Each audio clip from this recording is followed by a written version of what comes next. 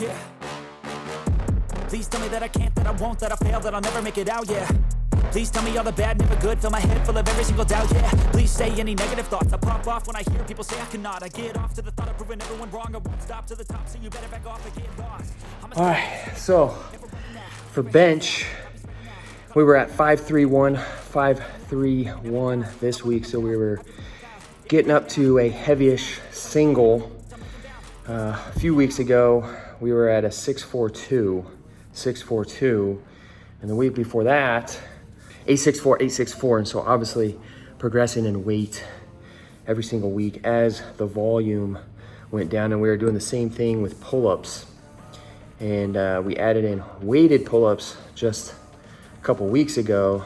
The prior week was just getting in higher amounts of volume, which is body weight. So this week with the pull-ups, we were doubling up the amount of reps that we were doing on bench. So 531, we were going 10-6-2, and I haven't done any weighted pull-ups for a while. Been nursing some elbow tendonitis for the last, 4 months. It's finally gone. It's been gone for a good month and a half or so, but just being real careful not to aggravate that, because elbow tendonitis is not fun to deal with, especially when you push it a little bit too far. So, but next part of the workout, we're going into some accessory stuff. So we're doing some dumbbell benching, throwing in a little bit of work with the kettlebells. So we're gonna have some fun here.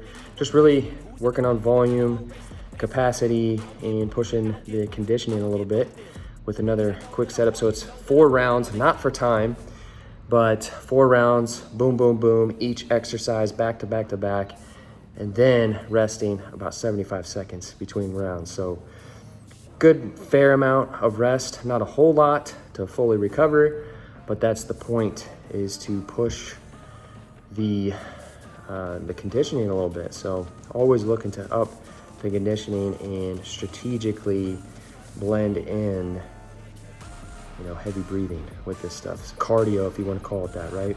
So let's get to it. And that 75-second rest period tends to get a little short, but I love this setup. We're going alternating dumbbell bench, alternating arm dumbbell bench for a good amount of reps. So I like the alternating arms because you automatically add more time under tension. So instead of doing just double arm, both at the same time, which, let's just imagine it's gonna take us about 20 seconds to finish the set, get 8 reps done. Whereas when you alternate arms, it's doubling the amount of time that each arm is under tension. So that in itself can help increase strength, increase muscle mass. So that's a benefit. I like doing alternating reps, either with arms, legs, whatever we're doing, rows, push-ups.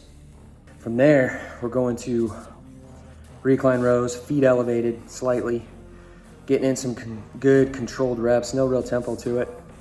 And then we're finishing up with a single arm kettlebell high pull, and we're using a little bit of power from the hips.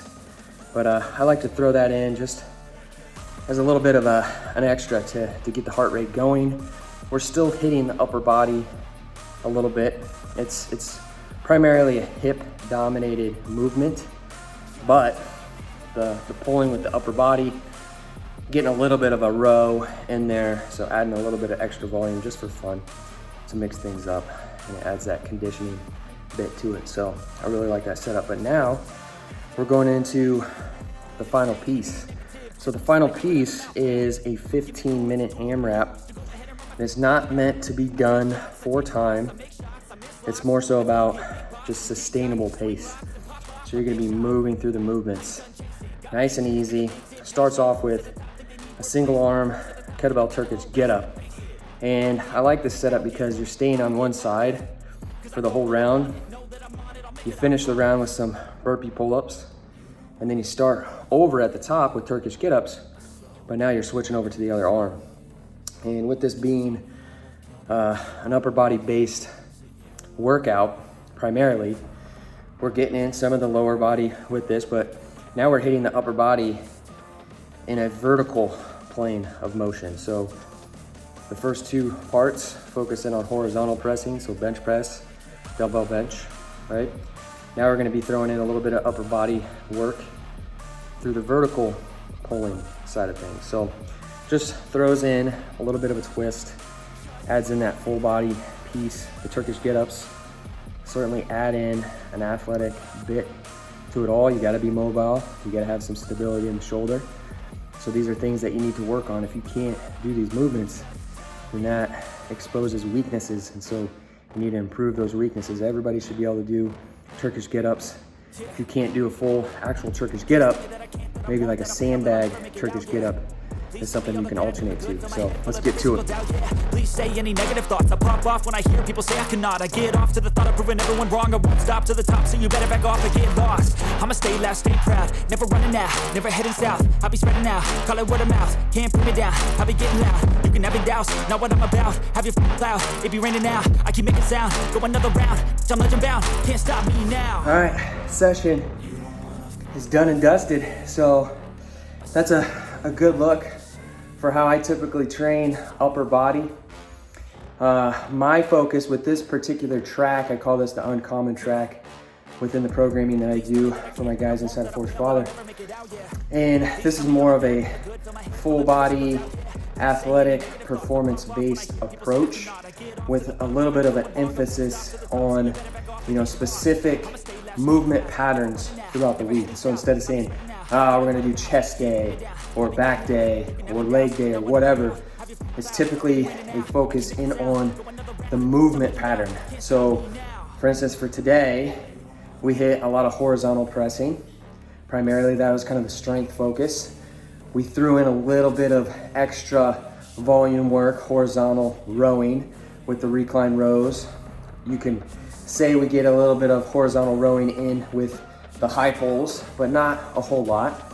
We got in some strength work with some vertical pulling.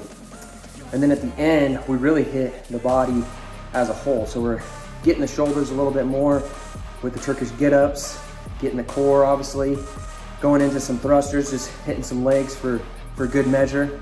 And then with the carries, getting a little bit more time under tension on the shoulders, and then hitting some burpee pull-ups for both conditioning and kind of full body power when we're fatigued. So I love this style of training. We are now 56 minutes in, so we're done start to finish. Got my warm-up in.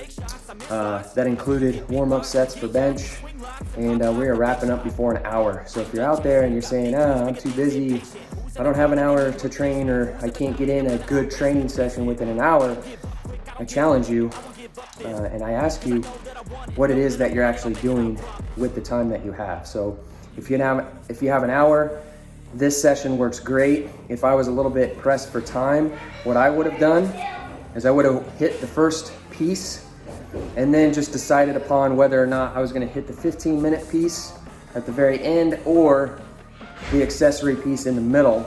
And you just cut one of those out, you're going to save yourself about 15 minutes. So it cuts the workout down to about 30, 40-ish minutes, in and out.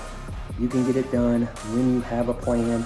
If you're interested in more plans like this, check out the link with this video. If you got questions, drop it in the comments.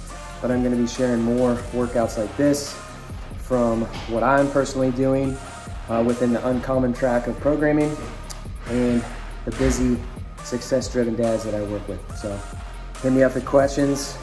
Ultimately, make sure you put in that work and you earn it. Get it done.